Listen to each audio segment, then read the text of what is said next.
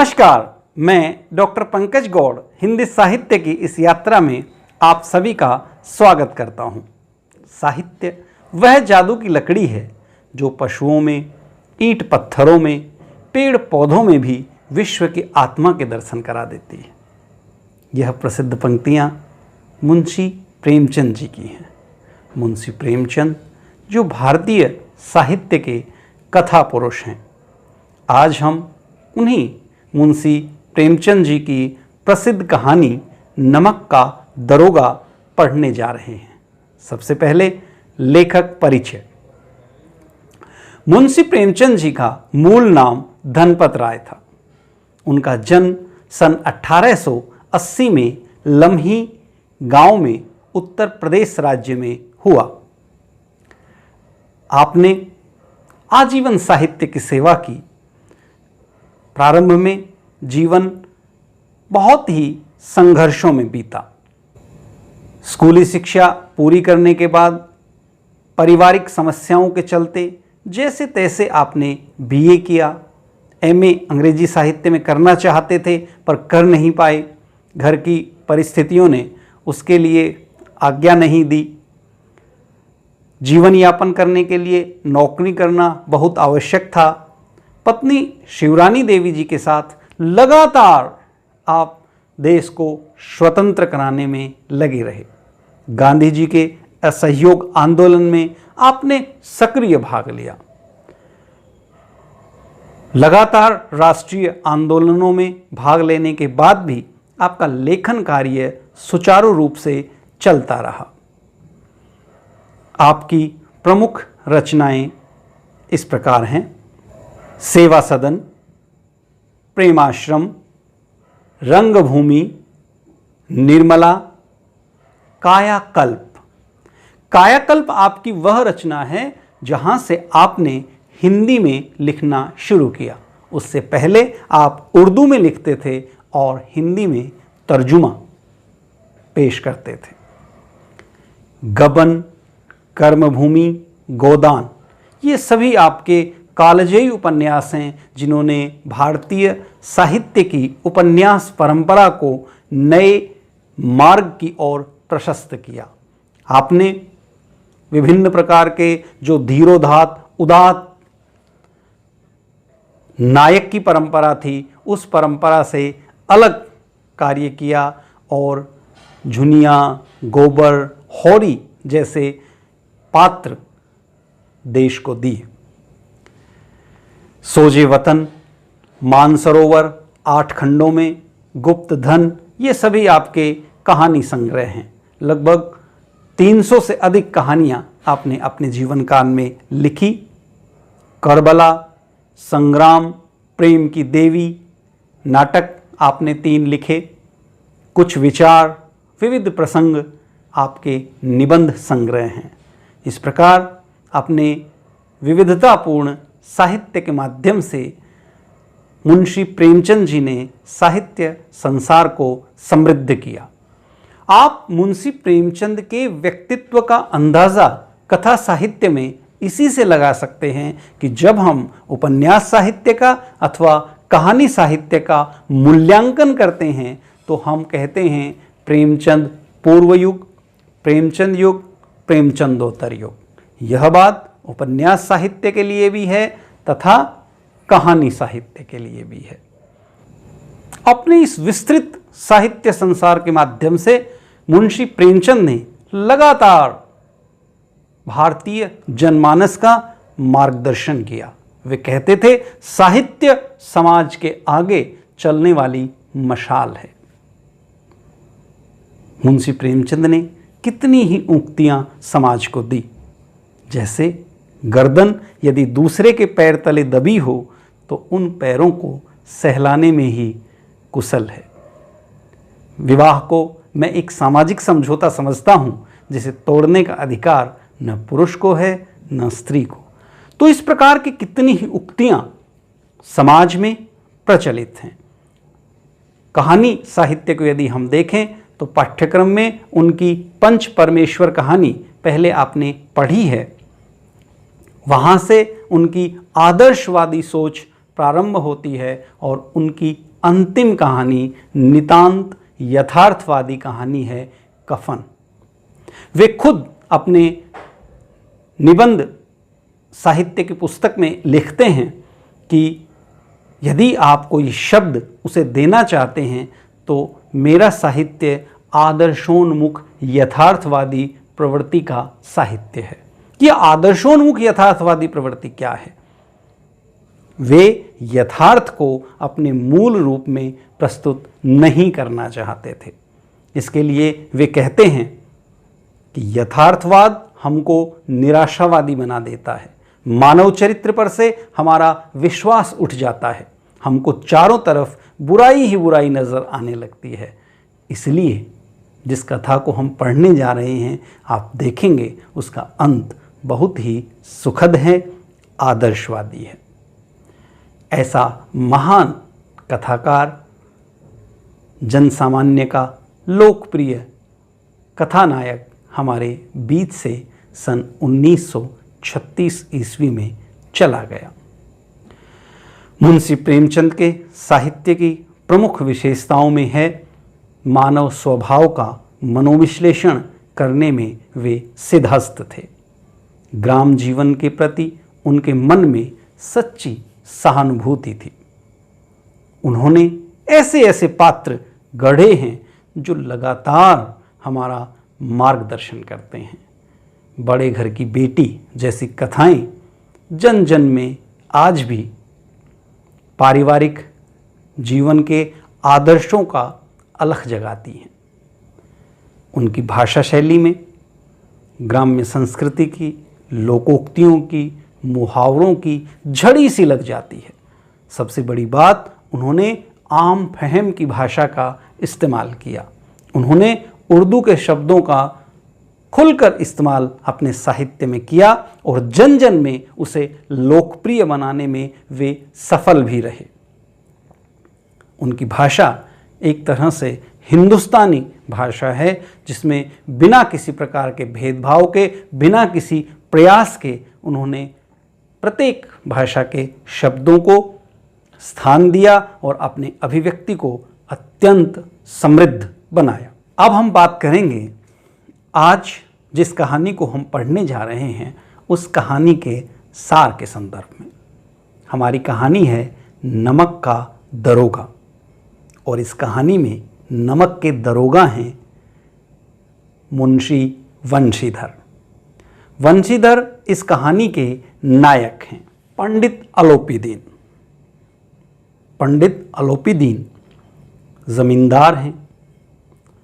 उनका धन पर बहुत मोह है, लक्ष्मी के पुजारी हैं और उन्हें लगता है कि जीवन में सब कुछ धन के माध्यम से प्राप्त किया जा सकता है, सभी को धन के सामने झुकाया जा सकता है। पर इस धन और धर्म की जीत में मुंशी वंशीधर विजयी होते हैं। कहानी का प्रारंभ होता है कि पिता वंशी पुत्र को समझाते हैं, उसे दीन दुनिया के बारे में जानकारियां देते हैं।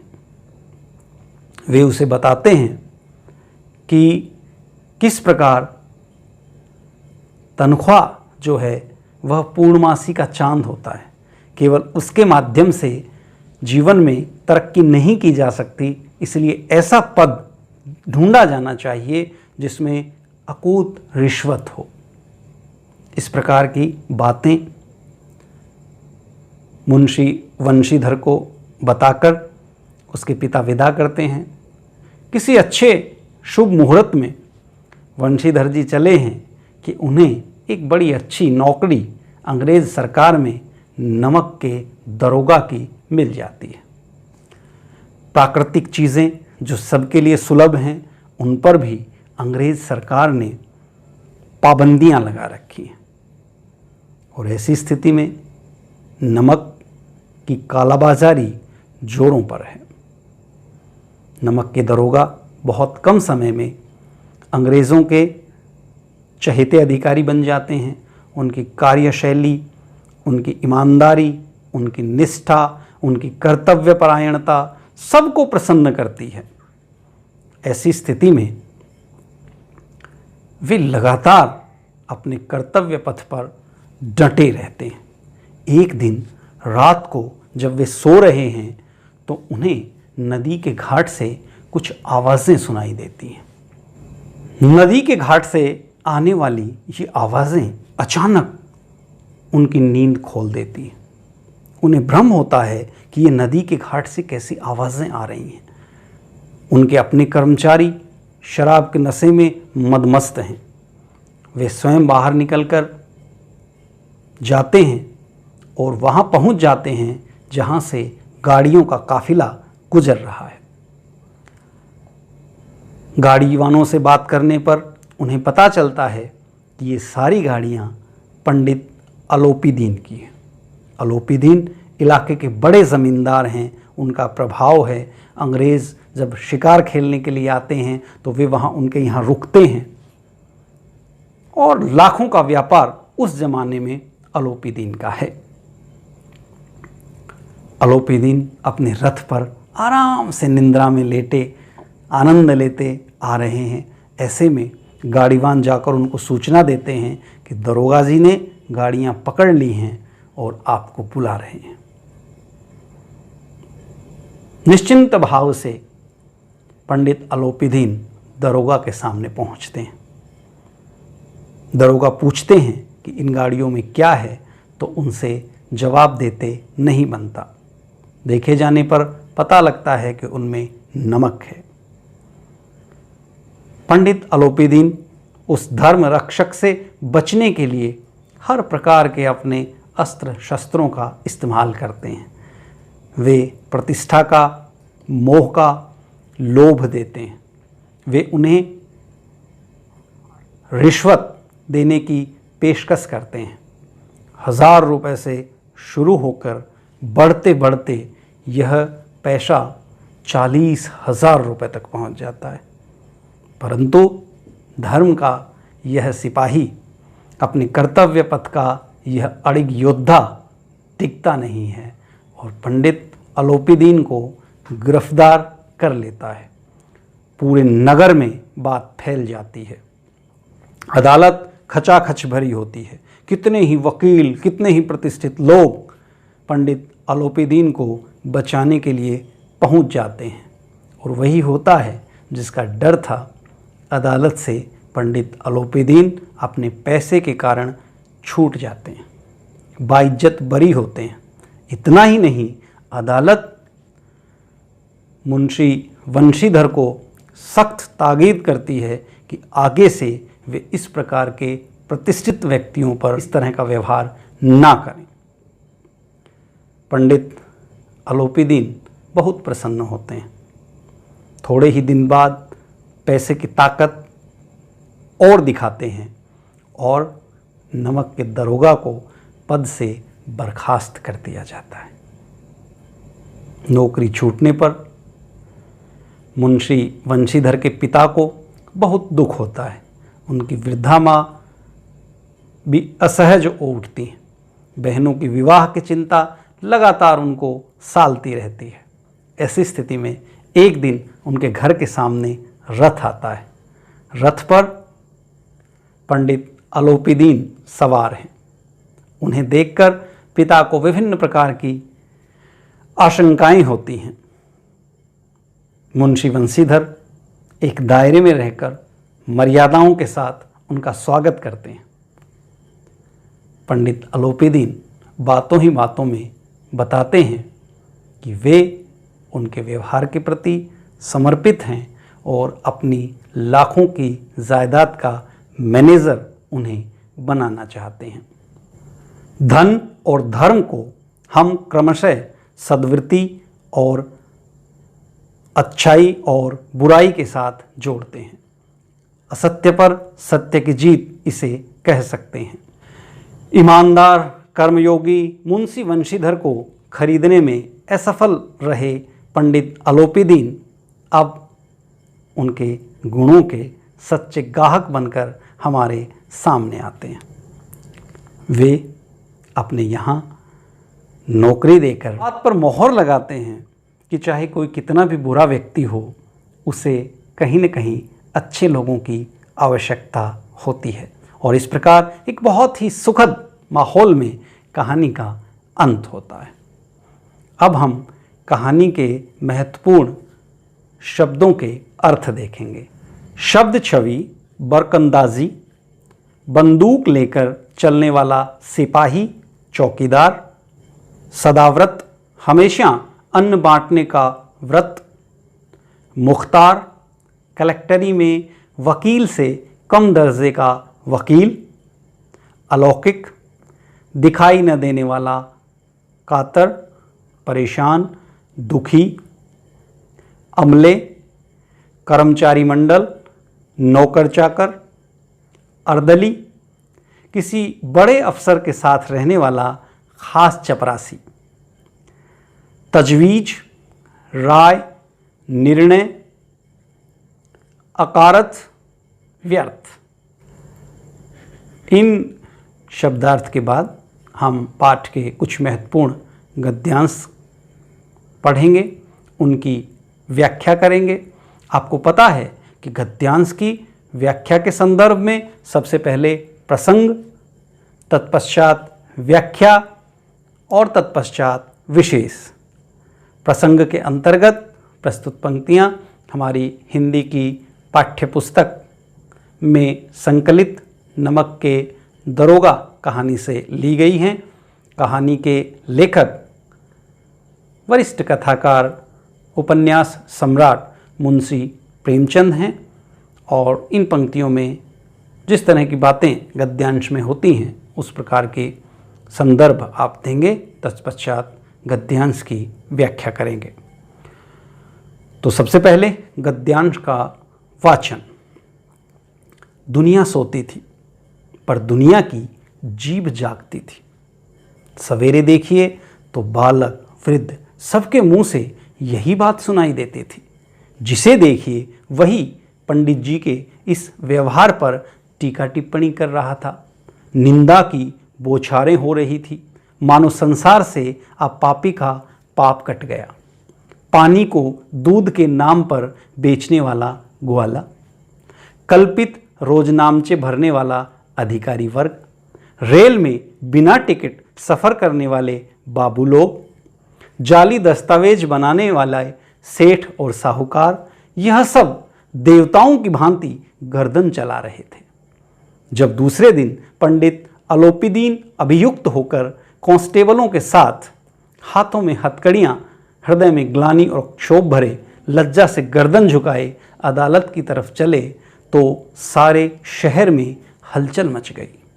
मेलों में कदाचित आंखें इतनी व्यग्र न होंगी, भीड़ के मारे छत और दीवार में कोई भेद नहीं रहा। इस गद्यांश के माध्यम से लेखक हमें बताते हैं कि लोग लगातार चीज़ों पर नज़र रखते हैं। वे सोते हुए दिखते हैं पर वास्तव में सोते नहीं हैं और बातें लगातार समाज में आग की तरह फैल जाती हैं। जैसे ही लोगों को पता लगा कि पंडित अलोपीदीन पकड़े गए हैं तो वे बड़े प्रसन्न हुए, उसके बारे में अपनी राय व्यक्त करने लगे। और देखिए लेखक कैसे कैसे विशेषणों के माध्यम से लगातार उन चरित्रों का पोस्टमार्टम करते हैं। वे बताते हैं कि स्वयं जो ग्वाला दूध बेचता है और उस दूध में लगातार पानी मिलाता है, ऐसा अफसर जो झूठे रोजनामचे भरता है, ऐसा बाबू स्वयं बिना टिकट के यात्रा करता है और इस प्रकार देश को हानि पहुंचाता है, ऐसे लोग जो जाली दस्तावेज बनाते हैं, वे सब के सब आज पंडित अलोपीदीन के फंसने के बाद स्वयं एक प्रकार से देवता हो गए। अपने आप को पाप मुक्त कर अब लगातार वे पंडित अलोपीदीन के पापों का हिसाब ले रहे हैं। दूसरी तरफ पंडित अलोपीदीन इस प्रकार फंस जाने से बहुत व्यथित हैं, दुखी हैं, पीड़ित हैं। उन्हें कोर्ट में प्रस्तुत किया जाता है। तो देखते हैं कि यहाँ बहुत ही सुंदर वातावरण निर्माण करने की कला मुंशी प्रेमचंद की दिखाई देती है। कैसे कैसे विशेषणों का इस्तेमाल कर वे सामाजिक मनोविज्ञान को हमारे सामने प्रस्तुत करते हैं। मुहावरे और लोकोक्तियों का प्रयोग है। साहित्यिक, सहज, सरल चलती हुई भाषा का प्रयोग लेखक ने किया है। अगला गद्यांश हम पढ़ेंगे। पंडित अलोपीदीन स्तंभित हो गए, गाड़ीवानों में हलचल मच गई। पंडित जी के जीवन में कदाचित यह पहला ही अवसर था कि पंडित जी को ऐसी कठोर बातें सुननी पड़ी। बदलू सिंह आगे बढ़ा, किंतु रोब के मारे यह साहस न हुआ कि वह उनका हाथ पकड़ सके। पंडित जी ने धर्म को धन का ऐसा निरादर करते कभी न देखा था।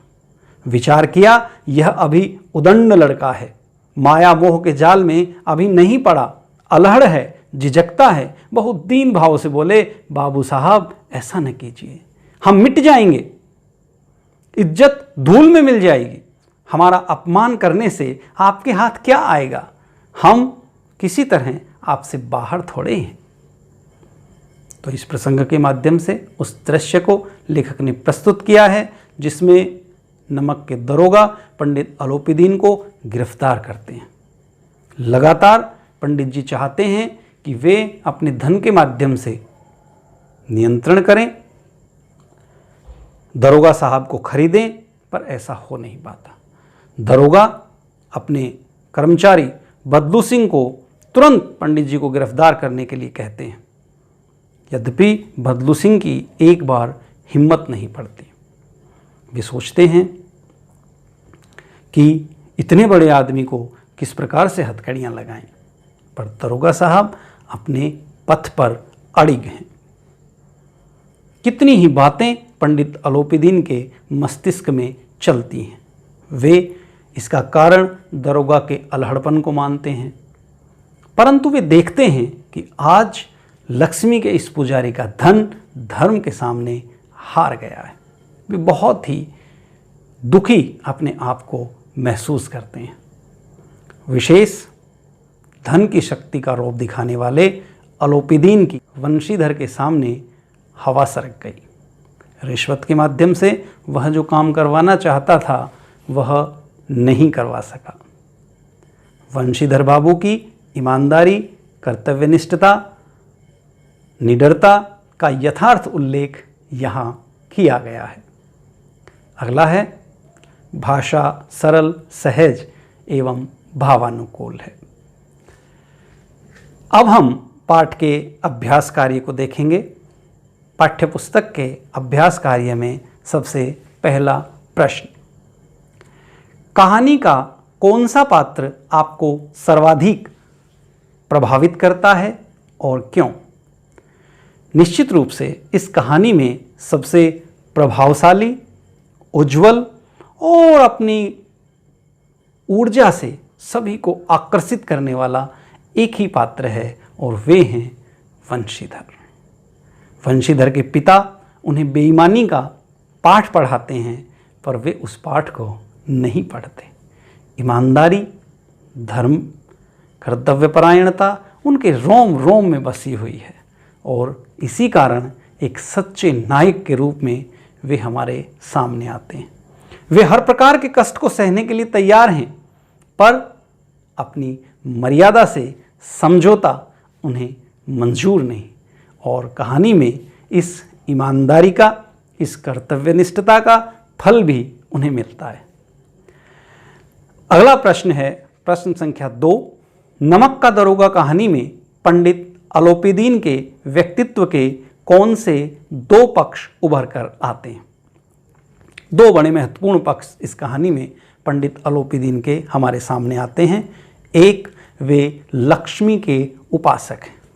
धन कैसे कमाया जाता है, अधिकारियों को कैसे अपने वश में किया जाता है, किस प्रकार से सरकारी नीतियों का लाभ उठाया जाता है, कैसे भ्रष्टाचार के माध्यम से सरकारी तंत्र में सेंध लगाई जाती है, ये सब प्रकार की बातें पंडित अलोपीदीन जानते हैं।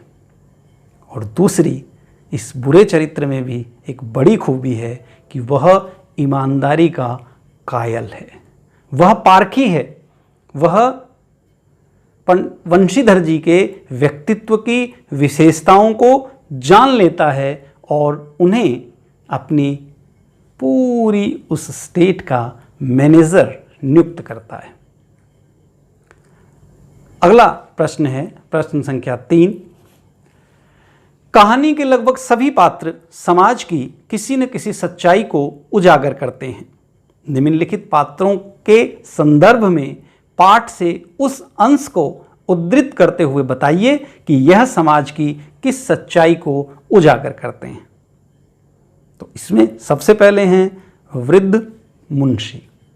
वृद्ध मुंशी पिता हैं वंशीधर के और एक भ्रष्ट व्यक्तित्व का प्रतिनिधित्व वे करते हैं। उनके लिए धन सर्वोपरि है। पुत्र को लगातार शिक्षा देते हैं कि अपने पद का दुरुपयोग करे और दूसरों का शोषण करे। तो इस प्रकार से यह चरित्र उजला चरित्र नहीं है, पर हमें यह भी समझ लेना चाहिए कि इस चरित्र के आलोक में वंशीधर का चरित्र अधिक उज्जवल होकर हमारे सामने आ पाता है। इस अंश में वे जो बातें बताते हैं उनसे उनके व्यक्तित्व की बहुत सी विशेषताएं हमारे सामने आती हैं। वे समझाने लगते हैं, बेटा घर की दुर्दशा देख रहे हो, ऋण के बोझ से दबे हुए हैं।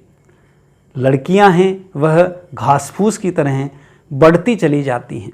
मैं कगारे पर का वृक्ष हो रहा हूं, न मालूम कब गिर पड़े। अब तुम ही घर के मालिक मुख्तार हो। नौकरी में ओहदे की ओर ध्यान मत देना, यह तो पीर की मज़ार है। निगाह चढ़ावे और चादर पर रखनी चाहिए।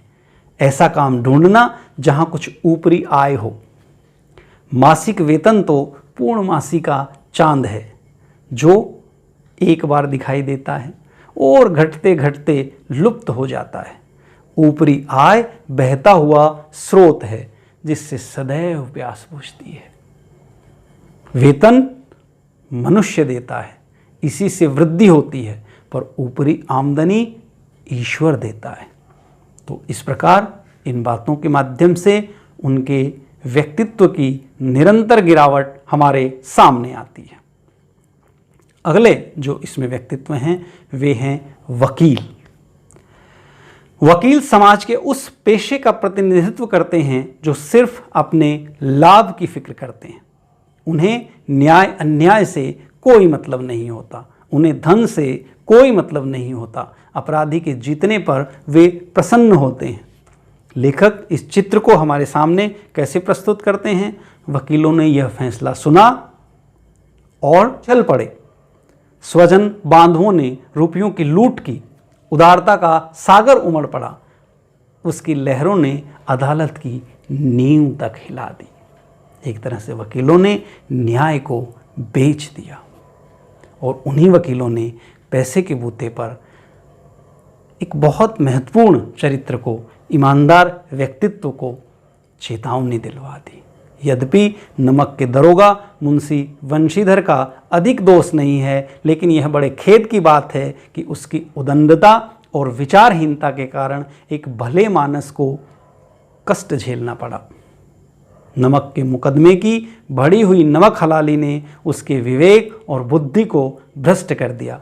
भविष्य में उसे होशियार रहना चाहिए। ये सब वकीलों के कारण हुआ।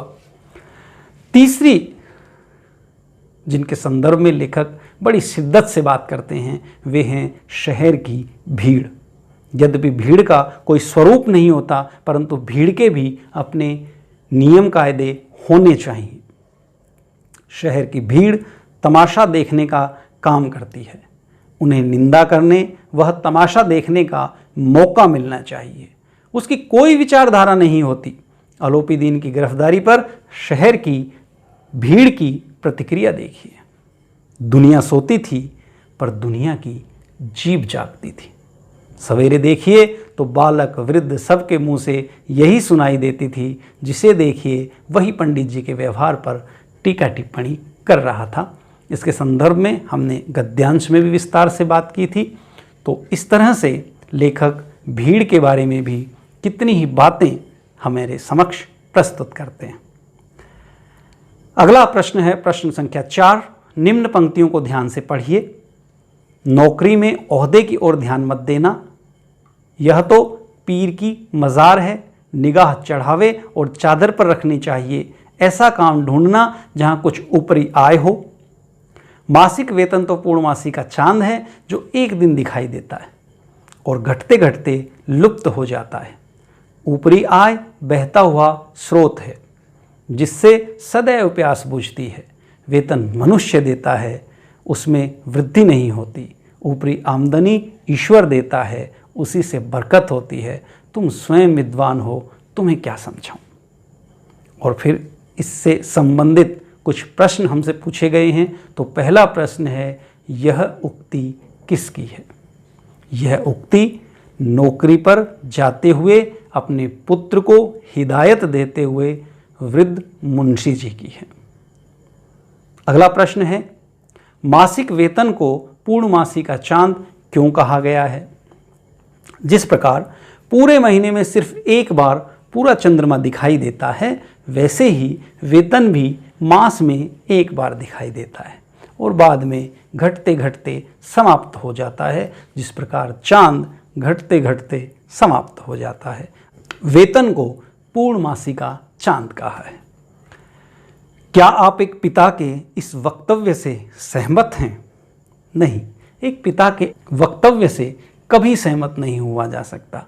वे अपने पुत्र को गलत मार्ग दिखाते हैं, उसे ईमानदारी के पथ से विचलित करते हैं, अतः ऐसा नहीं किया जाना चाहिए।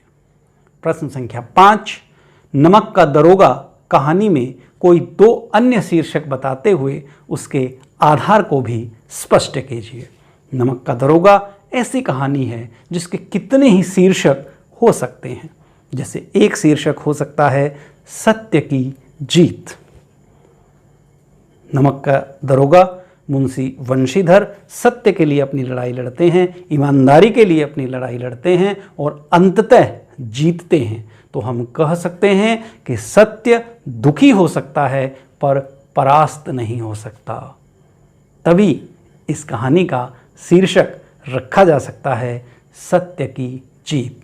यह कथानक से जुड़ा हुआ है, सार्थक है, मौलिक है, नया है, अतः उचित है।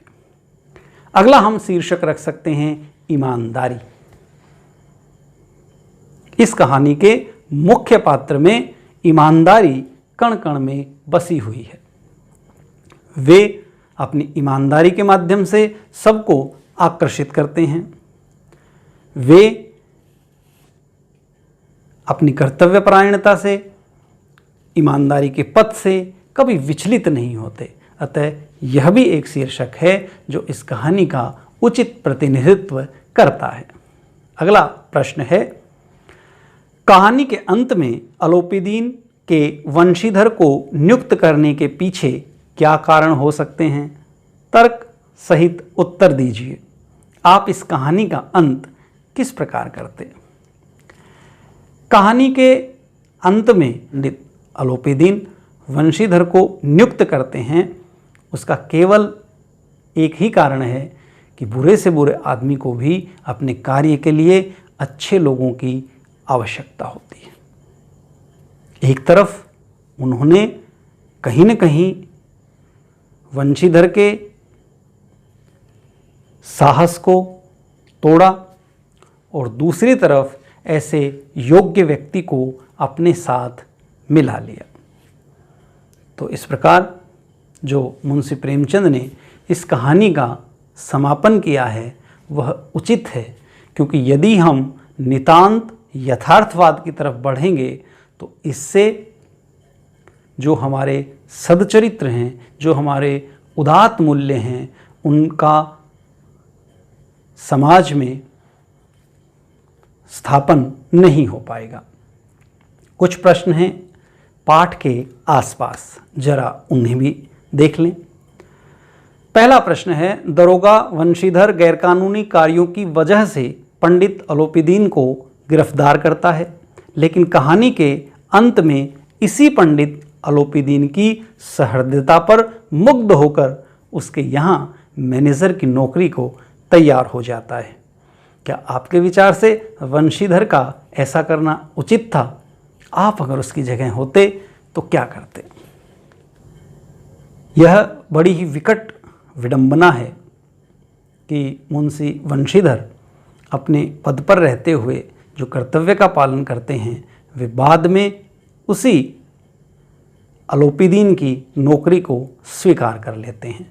पर उनका यह फैसला उचित है, क्योंकि इसके माध्यम से एक गलत मार्ग पर जाते हुए व्यक्ति को शायद वे सद्मार्ग पर लाने में सफल हों। हम अगर इनके स्थान पर होते तो हम भी यही करते। जिस प्रकार से वंशीधर ने पंडित अलोपीदीन को प्रभावित किया था, उससे बहुत संभव है कि उस व्यक्ति के अंतर्मन में जो सद्भाव छिपे हुए हैं, वे अपनी कर्तव्यपरायणता से, ईमानदारी से उन सद्भावों को जागृत करने में सफल हों। गांधी जी भी कहते थे कि पाप से घृणा करो, पापी से नहीं। अगला प्रश्न है, नवक विभाग के दरोगा पद के लिए बड़े बड़ों का जी ललचाता था। वर्तमान समाज में ऐसा कौन सा पद होगा जिसे पाने के लिए लोग लालायित रहते होंगे और क्यों? पद और प्रतिष्ठा के प्रति, धन के प्रति लालसा उस समय भी थी, आज भी समाज में है। उस समय यदि नमक के दरोगा का पद बेहतर माना जाता था, तो आज दरोगा के पद में वह सब विशेषताएं विद्यमान हैं जो किसी भी युवा को, किसी भी व्यक्ति को आकर्षित कर सकती हैं, क्योंकि वहाँ पैसा है, प्रतिष्ठा है और ऊपरी कमाई है। अगला प्रश्न है, अपने अनुभवों के आधार पर बताइए कि जब आपके तर्कों ने आपके भ्रम को पुष्ट किया हो। ऐसा जीवन में अनेक बार हुआ है। अभी पिछले दिनों हिंदी अध्यापिका ने मुझसे कहा कि कल आप लोग कॉपी किताब लेकर मत आना। यह सुनकर मैंने समझ लिया था कि शायद वे न पढ़ाएं, हमारा टेस्ट लें, और यही हुआ कि अगले दिन उन्होंने हमारी कक्षा परीक्षा ली, तो इससे जो हमारा भ्रम था वह पुष्ट हो गया। अगला प्रश्न है, पढ़ना लिखना सब अकारथ गया। वृद्ध मुंशी जी द्वारा यह बात विशिष्ट संदर्भ में कही गई थी। अपने निजी अनुभव के आधार पर बताइए, जब आपको पढ़ना लिखना व्यर्थ लगा हो। कबीर की साखियां और पद पढ़ते समय हमें लगा कि पढ़ना लिखना व्यर्थ है, क्योंकि जब एक व्यक्ति जिसने कागज़ को नहीं छुआ, कलम को नहीं छुआ, वह ऐसी भाषा में ऐसी ऐसी बातें लिख सकता है जिन्हें हम पढ़ और समझ नहीं सकते, तो हमारा पढ़ना लिखना अकारथ है।